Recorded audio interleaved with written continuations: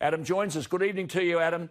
Thank you for your time. Well, the modelling is flawed again. Climate change revisited. We were told we'd run out of intensive care beds. We were told 150,000 people would die. And a New South Wales government minister talked about this being the Spanish flu.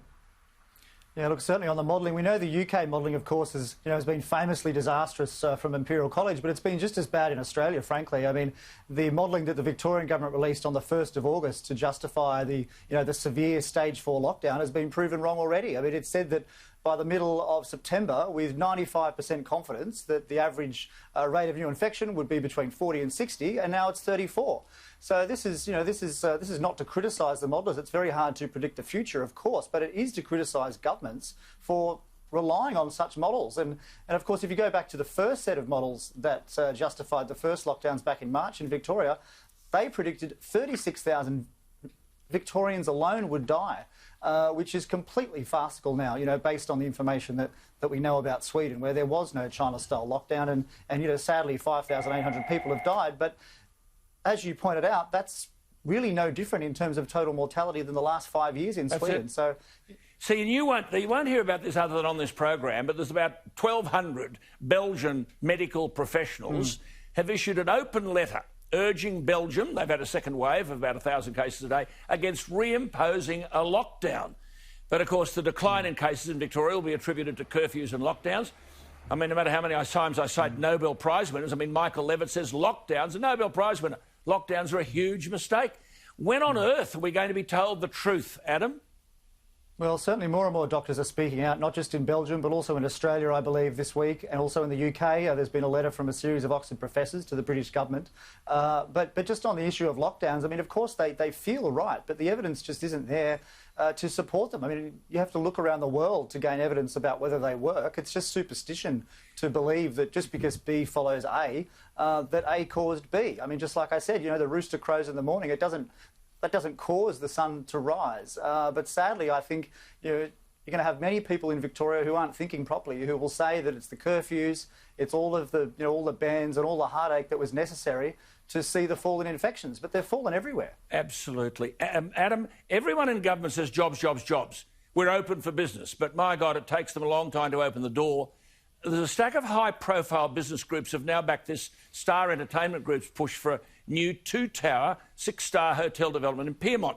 Now, the Queensland government have given Star the green light long ago. They're transforming Brisbane and the Gold Coast. Here, you can't believe a word they say. In New South Wales, they move at glacial speed. Well, the Tourism and Transport Forum chief, I thought we'd bring in here, Margie Osmond, has said the Star's $1 billion investment proposal for Pyrmont and Sydney has arrived at the very moment that our city's reaching out for economic opportunity.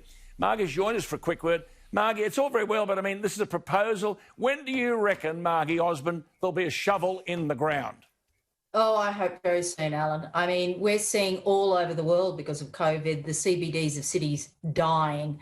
No people, no investment, no action.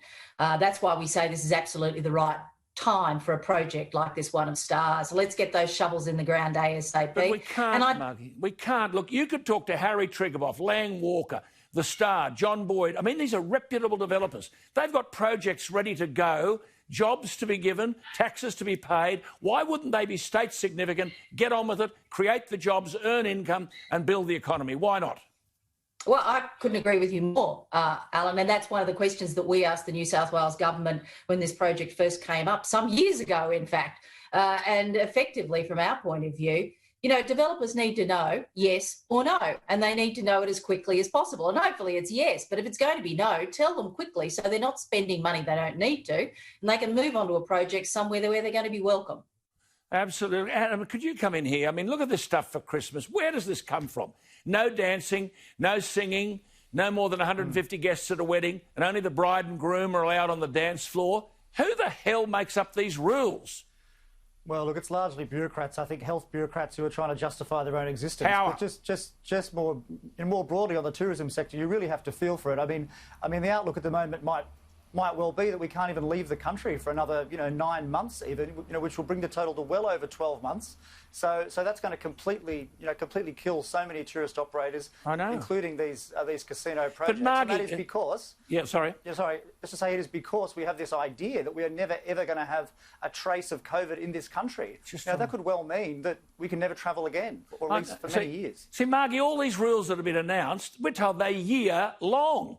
Do you mean to say this rubbish is going to be imposed upon us come next July, August, September and October? Well, I certainly hope not, Alan, because to be brutally frank, the tourism industry is worse than on its knees. We had bushfires first, then we had COVID, and now we spend a lot of time talking to governments to try and get them to understand you can't manage the emergency. You've got to manage the risk. You've just got to get on with it. And we can't pretend that much as we love the fact that Aussies have decided to see more of their own country, it'll never, ever fill the gap for the industry in terms of international travel. We've just got to get those planes back in the air. Absolutely. Good on you. And thank you for your optimism. Keep at it. I don't know who they're listening to. They're not listening to you, Margie Osmond. Adam, come back in. I mean, what do you make of all of this? And Margie makes the point, getting the planes back in the air, open the borders. I mean, can't we...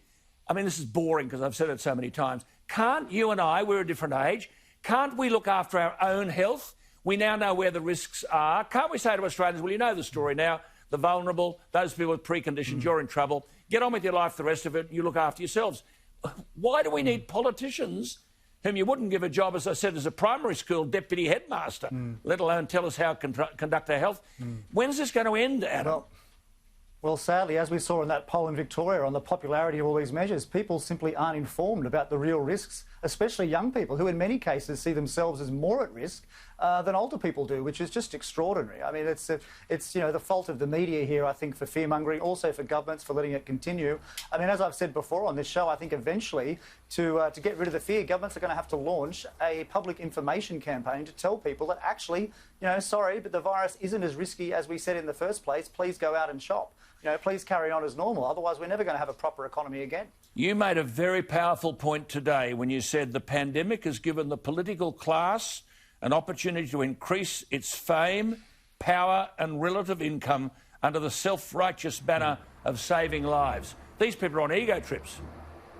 Well, look, that's exactly right. This is not to say that these people are bad people. It's just to say that they are people. And the public sector politicians, they are acting in their own self-interest, their own collective self-interest, whether they like it or not, whether they know it or not. That's just the reality. And I think as journalists and as critics, we have to take that into account when we are kind of looking at what governments are doing, especially when they're imposing such extraordinary restrictions. We have to be sceptical. And I think certainly in this case, the facts have changed so much, but because politicians and bureaucrats are so risk-averse, no one wants to call a spade now and say, look, we were wrong.